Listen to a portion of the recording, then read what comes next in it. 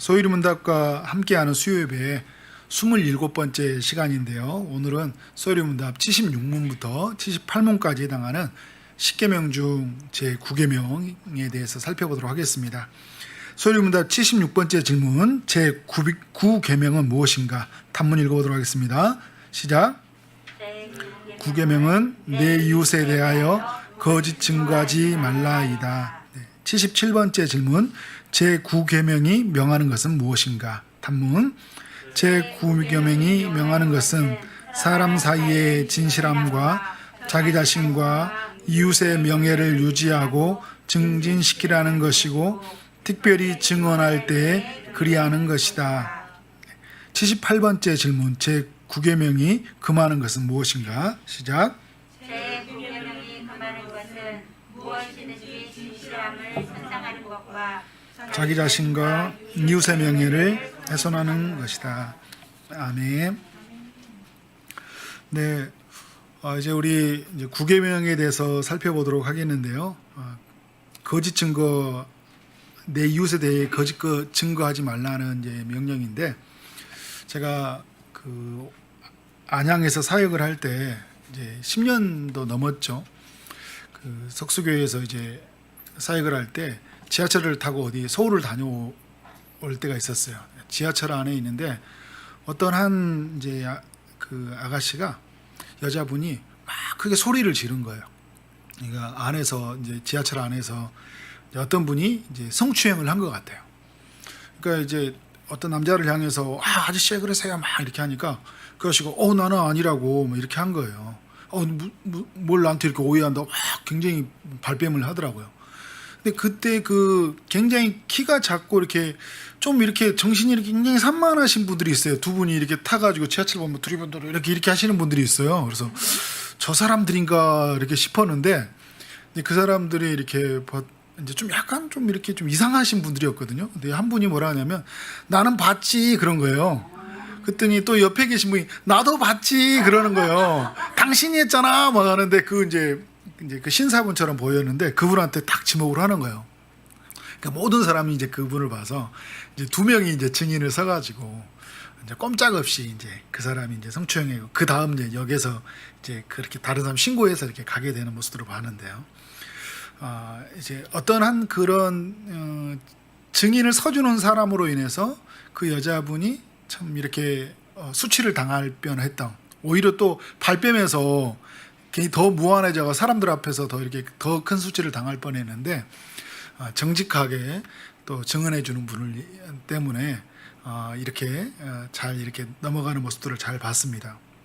우리의 삶 안에 이제 정말 진실로 증거해 줄 때 어떤 사람에게 그 명예가 실추되지 않고 명예가 증진되는 것 같다. 9계명이 이제 말하는 걸 뭐냐면, 제9계명은 이제 제가 밑에 써진 거 보면 이웃의 명예를 증진시켜야 할 계명이다 이렇게 제가 적어놨어요. 이게 적어놓은 게 아니라 이제 이에 보면 이제 77번째하고 8번째 그 단문에 보면 이웃의 명예를 유지하고 증진시키는 것이다 이렇게 했는데요. 5계명부터 10계명까지는 이웃사랑에 관한 계명이잖아요. 1계명부터 4계명까지는 하나님에 대한 사랑 계명이고, 5계명 내 부모를 공경하라 할 때 이제 첫 번째 계명이죠. 이웃사랑의 첫 번째 계명, 부모 공경이고, 6계명은 살인하지 말라는데 이웃의 생명에 관한 명령이에요. 다 이웃과 관련되어 있는 거죠. 그리고 7계명은 간음하지 말라는데 이웃의 배우자를 이제 탐하지 말라는 이제 명령이고, 제 8계명은 도둑질 하지 말라라는 계명이죠. 이웃의 재산을 도둑질하지 말라. 오늘 9계명은 이제 이웃의 명예를 이제 증진시키는, 이제 거짓 증거하지 말라는, 그래서 모든 계명이 무엇과 관련되어 있는 거예요? 이웃과 관련되어 있다는 것을 우리가 알 수 있어요. 이번에 보면 제 9계명은 거짓말하지 말라가 아니라 거짓 증거하지 말라는 거예요. 근데 제가 밑에다 여러분 적어놨는데 거짓말도 하지 않아야 돼요. 하나님의 백성들은 거짓말도 하지 않아야 되고 또 거짓 증거도 하지 않아야 되는 거죠. 이제 김지찬 교수님이 10계명의 해설하는 책에서 보면 여러 사람이 인용한 글에 보니까 일본인 간바 그 와타루라는 사람이 이제 일본인이에요. 일본이 이름이 쭉 긴 게 아니라 간바 와타루라는 사람이 사람은 8분마다 거짓말을 한다. 이런 책을 썼다고 그래요. 그러니까 이제 사람들이 이제 가지고 있는 심리가 계속 나도 모르게 거짓말을 한다. 8분마다 한 번씩 거짓말을 한다고 그래요. 다 그런 거지는 다 그렇지는 않지만 이제 일반적으로 이제 그 통계를 조사한 거니까요. 그만큼 많은 사람들이 거짓말을 하고 살아간다는 거예요. 이 시대에 많은 사람들이 어쩔 수 없이 거짓말하는 경우가 있어요. 그래서 총신대 이상원 교수님은 세 가지에서 이제 거짓말은 용인할 수 있다고 했는데 그 세 가지 첫 번째는 뭐냐면 유머로 한 거짓말. 이제 다른 사람 웃기려고 하는 거짓말이 있죠. 그리고 이제 예의상 하는 거짓말. 밥 먹었는데 안 먹어도 되는 저 밥 먹고 왔어요. 이렇게 하죠. 밥 먹고 왔어요. 막 이렇게 하면서 뭐 그런 거짓말은 우리가 용인해 줄 수는 있는 거잖아요. 그런데 막 배에서 꼬르륵 소리가 나오면 그런 경우가 있긴 있는데 또 불가피한 거짓말이 있을 수는 있잖아요. 그래서 불가피한 거짓말.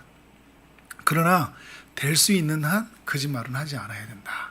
이제 이렇게 우리는 거짓말을 하지 않아야 되는데 우리가 참 그 핑계대고 변명하면서 또 이렇게 내 이익을 모면하려고 두려우니까 거짓말하는 모습들이 있고 나를 조금 더 잘 보이고 싶어서 또 실추되는 게 싫어서 어떻게 된 거예요?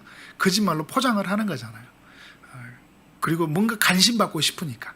그래서 뭔가 이렇게 이장해서 하면 사람들이 그랬냐고 바라봐 주니까 거짓말을 하는 모습들을 보게 되는 거죠. 그러니까 거짓말은 결국 나를 좀 높이려고 하는 거 그리고 또 낮아지는 것을 참지 못하는 그 인간의 가지고 있는 욕구에서 나오는 거죠. 그래 여러분 거짓말도 하지 말아야 되지만 거짓 증거도 하지 말아야 된다. 그래서 거짓말하는 것들 보면 뭐 사기쳐서 그 보이스 피싱과 같은 그런 거짓 사기로 인해서 얼마나 큰 사람들이 큰 사기를 당해요. 그리고 거짓 증거로 인해서도 굉장히 사람들이 그 아픔을 많이 당하죠. 내가 봤는데 보지 않았다고 하면 굉장히 그 이웃이 어떤 어려움이 생기는 거예요? 굉장히 큰 어려움들이 생길 수 있어요. 내가 분명히 저 사람이 잘못한 걸 봤어요. 근데 그 사람이 두려운 거예요. 내가 말을 하게 되면 혹시 이 사람이 보복을 하지 않을까? 이런 측면이 하나 또 있을 수 있고 또 하나는 뭐냐면 나하고 너무 친해. 근데 분명히 잘못을 했어. 근데 말해주면 어떻게 되는 거예요? 그 사람하고 나하고 관계가 단절이 될 수 있는 거잖아요. 아니면 나하고 안 친한데 무서워. 보복당할 것 같아. 이런 면이 있을 수 있어요. 그러나 상대편의 입장에서는 어떨 걸까요? 내가 증언을 하지 않음으로 말미암아 큰 손해가 될 수 있다는 거예요. 봤는데 보지 않았다는 것도 이제 굉장히 큰 어떤 이제 봤는데 보지 않았다는 것 그리고 보지 않았는데 봤다고 하는 것도 그죠? 그런 신뢰들이 굉장히 있죠. 보지 않았는데 봤다는 것들. 우리 이제 그 군사 독재 정권에 있을 때 많은 사람들이 이제 막 끌려가가지고 고문당했잖아요. 없는데 진짜로 말을 해야 하잖아요. 그러니까 또 저 사람 이제 뭐 어떤 이제 간첩으로 만들기 위해서 주변에서 너도 그런 뭐 있었지 않냐 막 이렇게 주체 사상이면 발견돼 너도 이제 있지 않았냐니까 고문 끝에 어떻게 되는 거예요? 내가 봤다 이야기해주고 그 사람도 이제 뭐 그렇게 뭐 결국은 말할 수밖에 없는 이렇게 해서 한 인생을 완전히 파탄의 지경이 이른 거예요. 거짓 증거를 결코 가볍게 여기지 말라는 거예요. 크리스찬들에게 한 사람의 죽음과 삶, 인생이 달린 문제이기 때문에. 그래서 오늘 말씀에 보면 잠언에 신실한 증인은 거짓말을 아니하여도 거짓 증인은 거짓말을 베느니라. 진실한 증인은 사람의 생명을 구원하여도 이제 생명과 관련되는 거죠. 거짓말을 뱉는 사람은 속이느니라. 거짓 증인은 벌을 면하지 못할 것이요 거짓말을 하는 자도 피하지 못하리라. 그러니까 하나님이 이제 결국은 하나님의 심판대에 가는 거잖아요. 그가 거짓으로 했지만 그 거짓한 것에 대해서 하나님이 물으시겠다는 거예요. 이제 하나님 내버려 두지 않겠다는 것을 보여주고 있어요. 성경의 예가 뭐냐면 거짓 증거를 내세워서 나봇의 포도원을 빼앗은 아하방과 이세벨 사건이 대표적인 사건이죠. 구약의 사건. 이 아하방은 북이스라엘에 세워진 왕이에요. 북이스라엘의 왕은요 하나같이 나쁜 왕들이에요. 선한 왕이 한 명도 없어요. 근데 그 북이스라엘 왕 중에 가장 악한 왕이 누구냐면 이 아합 왕이에요.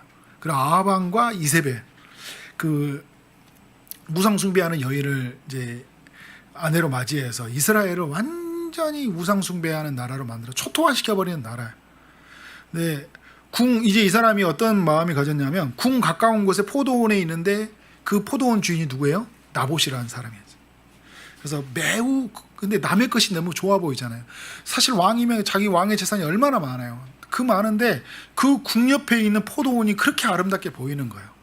그래서 이제 아합이 나봇에게 찾아가서 이 포도원을 자기에게 주라. 내가 다른 포도원을 주고 너에게 이제 돈도 줄 테니까 이 포도원을 나에게 팔아라. 이제 이렇게 제안하니까 이 나봇이라는 사람이 굉장히 경건한 사람이었고 결국 가나안 땅이 누구 땅인지 알았던 하나님의 것이잖아요. 하나님이 기업으로 받은 땅이에요. 우리 신명기에서 계속 나오는데 이 땅은 하나님이 주신 땅이에요. 그래서 왕이라고 해서 이 소유권을 주장할 수 없는 거예요. 왜냐하면 하나님이 것이고 하나님이 나봇에게 기업으로 분배한 땅이거든요. 그래서 나는 줄 수 없습니다. 그냥 단순히 뭐 아름답고 치하는 이 문제, 뭐 이런 개인의 문제가 아니라 하나님의 어떤 소유의 문제이기 때문에 할 수 없습니다 하니까 그 다음부터 이 아합이 굉장히 이 사람이 사악한 사람이 뭐냐면 한 번 갖기로 마음 먹은 사람이 있잖아요. 이게 이 사람이 이런 사람이기 때문에 굉장히 큰 죄를 저지른 것 같아요. 수단과 방법을 가리지 않는 거예요.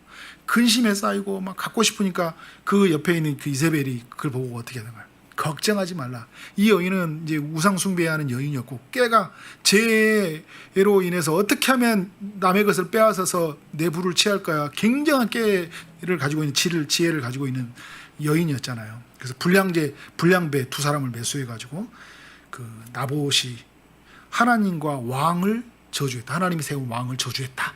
이렇게 이제 제목을 물게 되니까 그래서 이제 이스라엘 지도자들 다 데리고 온 앞에서 거짓 증언을 세우는 거예요. 그래서 어떻게 했어요? 돌로 쳐 죽였어요. 두 명이 이제 제가 오늘 처음에 읽었던 신명기 말씀을 말하고 있잖아요. 그 한 사람이 말하면 믿을 수 없으니까 두 명의 증인을 세우라고 이야기하잖아요. 그 두 명의 증인을 세워서 아닌 것을 정말 진짜인 것처럼 말해줘가지고 하나님을 저주하는 그 신성모독은 돌로 쳐 죽이는 죄였거든요. 결국 죽었는데 하나님이 알았어요. 하나님이 아잖아요. 시퍼렇게 눈이 살아계신 하나님이 엘리야로 하여금 이제 말하게 하는 거죠. 재앙을 내려서 다 쓸어버릴 거라고 선포하라고 하는 거예요. 근데 이 아합이 얼마나 사악했는지 엘리야 앞에서도 막 엄청 따져 들어가 나와요. 결국 여러분 이제 아합은 이제 죽잖아요. 나중에 하나님의 심판 아래에 들어가게 돼요. 이게 여러 가지 죄가 있는데 나봇의 이 사건도 굉장히 큰 죄였다. 거짓 증거로 내세우는 대표적인 사건이죠. 또 신약에서 어떤 사건이 있나요? 예수님을 신성모독으로 죽일 죄를 찾았던 대제사장과 서기관들. 마태복음 26장의 이야기인데 이들이 이제 대제사장과 온 공회가 예수님을 죽이기 위해서 두 명의 증언을 세워요. 이들로 하여금 뭘 증언하게 만드냐면 이제 요한복음에 보면 예수님이 이 성전이 무너지고 이제 하나님이 새로운 성전을 세운다 이 말은 이제 그 새로운 주님의 몸으로 세워질 성전을 말하는 거지 성전을 모독하는 게 아니었거든요. 자신의 몸으로 세워질 하나님의 성전을 이야기하고 있는데 그것만 딱 하나 듣고 어떻게 하는 거예요? 다 편집 이하를 정리하고 딱 그걸 가지고 어떻게 이 사람이 성전을 모독했다 이렇게 하면서 어떻게 되나 거짓 증언을 세워서 이제 예수님에게 신성 모독죄를 짓게 만들잖아요. 이 사람들의 이 시대의 악한 모습들이 이렇게 살아가요. 자기 자신의 이익을 위해서 그 기득권을 확보하기 위해서 어떻게든지 다른 사람을 깔아뭉겨서 죽든지 살든지 어떻게 해요? 내가 살면 되는 거예요. 그래서 그런 사람이 있고 그 매수하는 사람들은 또 뭐예요? 그죠? 자기의 거짓 증언으로 인해서 이 나봇이 죽게 되었고 또 이 지금 거짓 증언했던 사람 예수 그리스도가 메시아가 죽는 일이 하나님의 아들로 온 사람이 죽는 일이 생기는 거잖아요. 어마어마한 일들이 이 인류의 역사 가운데 얼마나 이런 일들이 많이 일어나는지 모르고 우리도 혹 이런 일이 생길 수 있다는 거예요. 여러분 이렇게 찾아와가지고 돈을 매수하고 또 어떤 경우에는 우리의 죽음을 담보로 너 안 하면 거짓 증거 안 하면 죽일 거라고 나올 때 우리의 신앙을 담보로 할 때 그때 그런 순간에 어떻게 해야 될까요? 우리는 참말을 해야 된다라는 것을 알려주고 있는 거예요. 대리문답 이제 통해서 보면 144문과 145문에 보면요. 요구되는 의무가 있어요. 사람과 사람 사이의 진실이 추구되게 하고 이웃의 명성을 우리 자신의 것처럼 보존하고 증진시켜야 된다. 2번에 보면 진실을 밝히기 위하여 출두하며 이를 옹호해야 된다. 그러니까 증언하려고 할 때 누군가가 출두 명령이 떨어졌잖아요. 내가 봤다 그러면 내가 누가 본 사람이 없습니까? 그러면 내가 봤습니다. 나와줄 수 있겠습니까? 네, 당연히 나가드려야죠. 나가야 돼서 뭘 해야 되는 거예요? 진실만을 이야기해 줘야 되는 거예요. 재판과 처벌의 과정에 있어서 마음속에서부터 성실히, 마음속에서부터요, 자유로이 명백히 충분히 진실만을 말하라. 그리고 이웃을 감대하게 평가하며 이웃의 좋은 평판을 자랑하며 사랑하며 소원하며 기뻐해야 된다. 그러니까 뭐냐면요, 그러니까 이웃이 억울하게 해서 나쁜 평판을 받지 않도록 해야 되는 거예요. 이제 이게 재판의 판결뿐만 아니거든요. 사람들 사이에 안에서 어떤 한 사람을 우리가 모독할 수 있어요. 갔더니 저 최영재 집사님 영 아니던데 막 이런 이야기가 나와요. 그런데 내가 볼 때는 그런데 옆에 있는 사람들까지 같이 동조해 가요. 최영재 집사님 그래 막 하더니 뭐 먹을 때 혼자 먹고 별로 안 좋더니 막 이렇게 하는 거예요. 그랬더니 이제 이렇게 하다 보니까 나도 사실 그런 면이 있는 것 같긴 한데 객관적으로 보면 그건 아닌 것 같아. 그래서 그때 뭐라고 한 거예요? 사람들 앞에서 집사님 저는 그렇게 생각하지 않아요.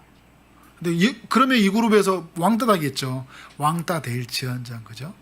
이 그룹 안에 나를 어떻게 생각할지라도 그 최영재 집사님의 평가에 대해서 감대해야 돼요. 좋은 그 평판을 살아나고 소원하고 기뻐해야 돼요. 내 지체가, 형제가 내 이웃과의 관계 속에서 불명예스럽게 당하지 않도록 보다 더 객관적으로 그리고 보다 더 하나님의 중심적으로 그 형제 그 자매를 바라봐주고 그래서 우리 속에서 이 사회 속에서 매장당하지 않도록.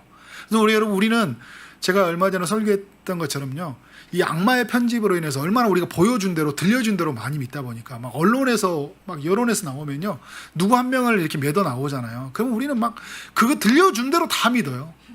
그래서 이거 완전 나쁜 놈이네. 막 저거 죽여야 돼. 저거 완전히 다 잘려야 돼. 잘 됐어 집안에. 알지도 못하면서. 오늘 저는 기쁨의 동산교회 이제 같이 말씀을 들으니까 서인동 목사님이 이제 동일하게 신명기 말씀을 가지고 무죄 추정의 원칙 이렇게 이야기하더라고요. 함부로 이렇게 죄를 물어서는 안 된다. 그런 것처럼 어떤 형제가 이렇게 자매가 어떤 문제 생겼을 때는 여러분 우리는 조금 더 객관적으로 말씀의 중심으로 바라볼 필요가 있어요. 여러 사람이 증인을 댔다고 하더라도 내가 모르면 아닌 거예요. 아직까지는 확실하게 드러나지 않으면. 확실하게 드러나도요 형제에 대해서 우리가 정죄하고 판단하고 그에게 심판을 물을 책임 우리에게 아무것도 없어요. 우린 그를 보고 긍휼히 여겨주고 기도해 주는 거예요. 다만 아닌 걸 봤어요. 내가 봤어요. 그럼 나는 또 솔직하게 말을 해줘야 되겠죠. 교회의 어떤 징계를 받을 수 있고 또 세상 법에 의해서 징계를 받을 수 있는 문제가 있을 수 있어요. 뭐 도둑질을 했다. 이 사람이 굉장히 십계명에 위반하는 큰 죄를 저질렀다. 그러면 아닌 거잖아요. 그 부분에 대해서는 죄를 물어야 되겠죠. 그래서 이웃의 연약을 슬퍼하며 감싸주며 그들의 재능과 미덕을 너그럽게 승인하고 그들의 결벽을 보호해야 된다. 어떤 부분에서 억울한 사람이 있을 때는 그 억울한 사람이 그렇게 결백을 변호해주고 또 6번 무엇이든지 참되고 정직하고 사랑스럽고 좋은 평판이 있는 것을 연구하고 실천해야 된다. 그러니까 그런 모습으로 우리가 살아가야 되는데 억울하게 이웃에게 낙인 찍히지 않고 그리고 욕먹지 않게끔 우리 자신이 최선을 다해서 그를 변호해 줘야 된다는 거죠. 금지된 죄들, 이웃이 지니고 있는 진실과 좋은 평판을 공적 재판 사건에서 이제 거짓 증거로 해치지 않도록 해야 된다. 이제 뭐 요구되는 것과 금지되는 것들을 이제 뒤집어서 이렇게 설명하고 있는 건데, 그러니까 그 거짓 증거로 말미암아 해치지 않도록 이제 우리가 해야 되고요. 거짓 증거를 제공하고 이증하고 고의적으로 나서서 악한 소송을 변하고 진실을 예면하지 않아야 된다. 이렇게 해서는 여러분 큰일 나는 거예요. 어떤 한 사람의 인생을 정말 망가뜨릴 수 있어요. 여러분 우리 저기 보면 화성 연쇄살인 사건 할 때 그 8차 때 있는 범인 무죄로 판결됐잖아요.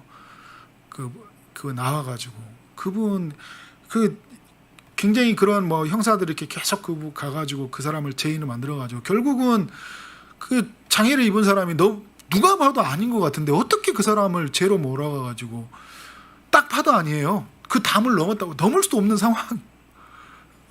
저 아닌데 그걸 멀어가지고 그죠. 근데 그분이 참 그런 부분을 감옥에서 뛰어넘었더라고요. 그런 부분들을 참. 한 인생이 50대 중반이 넘어가지고 왔는데 결혼도 못하고 아무것도 못하는 그 돈으로 보상했는데 얼마만큼 보상해 줄 수 있을까요? 한 인생 자체를 완전히 파탄의 지경에 이르렀잖아요. 잘못된 이 판단에 의해서 그 죄로 몰아가면서 억압하고 불리한 판결을 하고 악이 선하다고 선을 악하다고 해서는 안 된다. 미워가지고요. 저 사람 일본에 잘 됐어. 이번에 해서 확 집어넣어가지고 죄 있는지 없는지도 모르겠지만 한번 확 가서 깜빵이라 가서 살아라. 이거 아니에요. 그죠?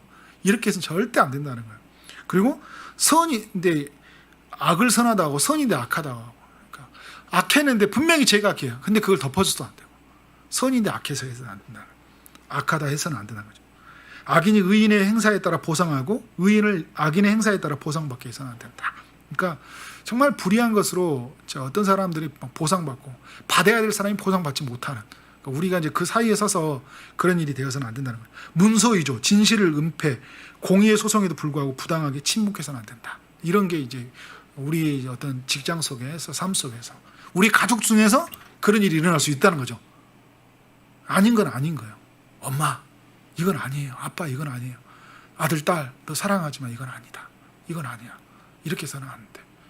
우리가 좀 더 정직하게 이 부분을 해나가자. 가난해도 먹고 살 수 있어. 지금까지 엄마 아빠 그렇게 너 먹고 살아왔어. 걱정하지 마. 이렇게 말해줄 수 있는 용기가 있어야 되는 거예요. 그렇게 말하면 이 관계가 끊어질 것 같은 것은 누구예요? 그 관계를 보존하면서 누구와 관계를 끊는 거예요? 하나님과 관계를 끊는 거잖아요. 하나님의 살아계신과 그의 말씀을 믿는다면 성령이 우리로 하여금 요구하시고 일하신 걸 믿는다면 하나님의 말씀에 순종하는 거다라는 것이죠.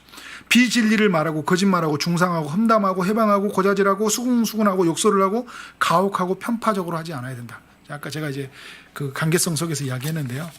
혹시나 이렇게 관계성 속에서 말을 할 때, 그러니까 이런 우리의 삶 속에서 이런 말들을 하지 않고요. 누가 막 이렇게 험담하고 막 이렇게 하면 거기에 끼어들지 않고 또 괜히 막 긁어부스로 만들어서 막 고자질해서 만들어서 그 사람 이미지를 막 실추시키지 말고요.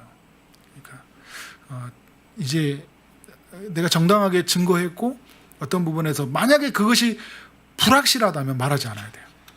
확실하지 않은다면. 그게 이제 공동체를 세우고 나를 세우는 것이다. 그러니까 인터넷 같은 거 볼 때요. 함부로 댓글 조심해야 돼요. 함부로 말하는 거.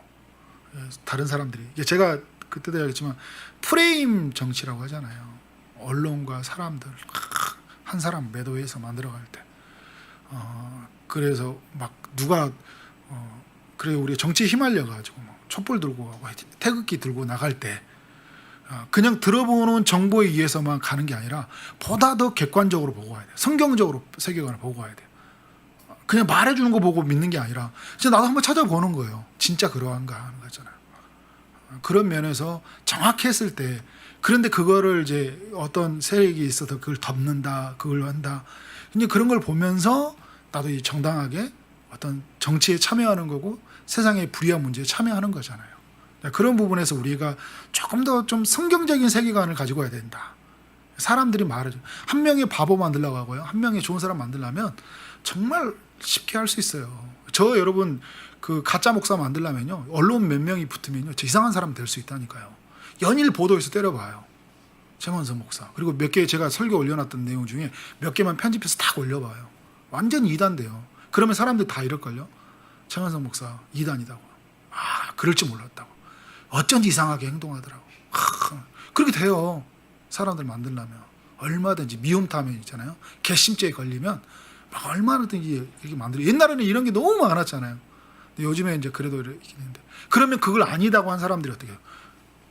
같이 최만석 목사 편에 들었다가 매장당할 것 같으니까 어떻게 된 거예요? 그쪽 편에 서가지고 아니면 침묵하든지 이러면 안 된다는 거죠. 저를 변호하는 거 아니에요? 여러분 우리 주변에 얼마든지 그런 일이 있을 수 있다는 거예요. 그러니까 이 애곡된 이 악마의 편집 안에서 우리가 얼마나 휘말리고 사는지 몰라요. 그리고 거기에 대한 정보 지식이 없으니까 우리도. 자 그리고 우리는 이제 제가 이제 그 적용으로 보면 우리는 증인으로 부름받은 자리라는 것을 기억해야 된다. 이제 우리가 여러분 우리는 누구예요? 증인. 어떤 증인이에요? 부활의 증인이잖아요. 우린 그리스도의 죽음의 그 부활을 본 자들이에요. 그리스도의 증인들이에요. 땅끝까지 이르 내 증인이 되라. 그런 주님의 말씀을 들었던 우리는 증인이에요. 우리는 주님의 본 자예요. 믿음으로 본 자예요. 주님 믿음으로 부활을 본 자들이에요. 우리는 하나님의 말씀을 믿어요. 그러면 어떻게 돼요? 거짓을 추구하는 세상에 우리는 출두해야 돼요. 증인으로서. 그죠? 하나님을 믿지 못하는 자, 하나님의 아들을 믿지 못하는 자, 부활을 믿지 못하는 자, 그들 앞에서 우리는 출두해서 못해요. 하나님은 진짜고, 하나님의 말씀이 진짜고, 부활이 진짜다. 하나님이 참이다라는 것을 어떻게 돼요? 우리는 증거해야 돼요. 그 마음으로 서 있는 우리가 어떻게 해요? 세상에서 억울함을 당하는 사람들, 이런 사람이 있을 때 어떻게 될까? 우리가 부활을 본 자인데, 우리가 진짜가 뭔지 본 사람인데, 내가 이 세상 속에서 내가 본 그대로 어떻게 해요? 증거하는 거, 뭐가 무서워요? 그죠? 그런 면에서 우리는 당당하게 서야 된다는 거예요. 이재철 목사님이 이제 책에 보면 사도행전 강의에서 보니까 사도행전 1장에서 증인을 할 때 강의했던 내용이 굉장히 저에게 큰 기억에 맞는 내용이 있어요. 헬라어로 증인을 이 마르티스라고 하는데, 이게 그 마르티스라는 단어가 어디에서 파생이 됐냐면 영어 마터라는 단어가 이게 순교자라는 단어인데, 이 단어에서 이게 이게 마르티스라는 단어가 이제 이 마터라는 단어에서 이제 파생된 거죠. 그러니까 이게 뭐냐면 이제 순교자라는 뜻이잖아요. 그러니까 주님의 제자들은 다 어떻게 살았어요? 대부분의 순교자로 생을 마감을 했어요. 순교자로 생을 마감했는데 그들이 순교자가 될지언정, 이런 표현을 쓰더라고요. 이재철 목사님, 이 표현이 너무 감동이 됐어요. 순교자가 될지언정 증인의 삶을 포기하지 않았다는 거예요. 그러니까 내가 죽을지라도 어떻게 한다는 거예요? 증인의 삶은 포기하지 않았다는 거예요. 그렇기 때문에 그것이 있었기 때문에 순교했다는 거잖아요. 굉장히 멋있는 표현이었어요. 그래서 저에게도 아주 인생 어떤 모토와 같은 말이 되었는데, 그러니까 순교자가 될지언정 마르티네스, 증인의 삶을 마르티스, 증인의 삶을 포기하지 않았다. 그래서 여러분 누가복음 24장 48절에서 너희는 이 모든 일의 증인이라 주님이 이렇게 말씀하고 있잖아요. 6번에 보면 우리와 이건 뭘 요구하고 있어요? 뭘 해야 되는 거? 우리는 늘 깨어 있어야 돼요. 참과 거짓의 삶 속에서. 그러니까 아까 제가 말했죠. 이 세상이 얼마나 거짓으로 덮고 포장하고 우리를 유혹하는지 몰라요. 요즘 제가 지금 주일날도 얘기했지만 이 인터넷과 이런 모든 가짜 목사, 가짜 뉴스와 이런 것들 통해서요, 우리는 다 믿어버리잖아요. 믿어버리니까요. 그러니까 우리가 깨어있지 못하고 말씀으로 채워있지 못하면 그 거짓을 그대로 받아들이고 거짓에 펴서 다른 사람을 매도해서 죽여버린다니까요. 그것 때문에 여러분, 만약에 내가 댓글로 참여하고 욕했는데 그 사람이 막 자살하거나 그러면 그거 어떻게 하는 거예요? 누구 책임이에요? 여러분 천국에 가서 만난 5사람이라는 책에 보면 그런 내용이 있잖아요. 자기도 모르게 자기가 차를 피했는데 그 피하다가 옆에 있는 사람이 죽었잖아요. 천국 가서 알았어요. 자기는 그리고 지나가는데 죽었던 거예요. 당신 때문에 죽었다는 거예요. 근데 난 당신을 용서한다 이렇게 넘어가는데, 여러분 우리가 무심코 던지는 이 한마디에 어떤 사람이 그렇게 해가서 죽는 일이 생기는 거예요. 그잖아요. 그러니까 그런 면에서 우리는 이게 잘 깨어 있어야 돼요. 시대를 분별히 깨어 있어야 돼요. 이게 사단은 우리로 하여금 끊임없이 뭘 말하게 해요? 거짓을 말해주잖아요.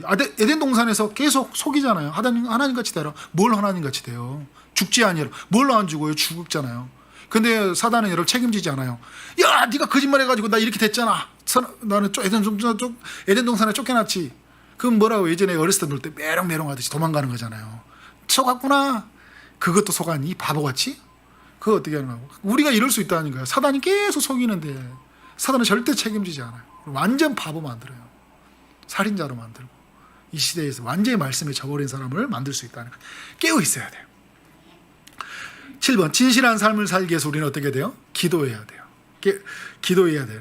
진실을 분별하는 지혜를 가지고 눈과 귀가 되도록, 그죠? 우리의 눈이 우리의 바른 것을 볼 수 있도록, 우리가 귀가 바른 것을, 옳은 것을 들을 수 있도록, 그리고 진실을 표현할 수 있는 능력, 우리가 이제 거짓을 말할 수밖에 없는 이 시대 속에서 어떻게 해요?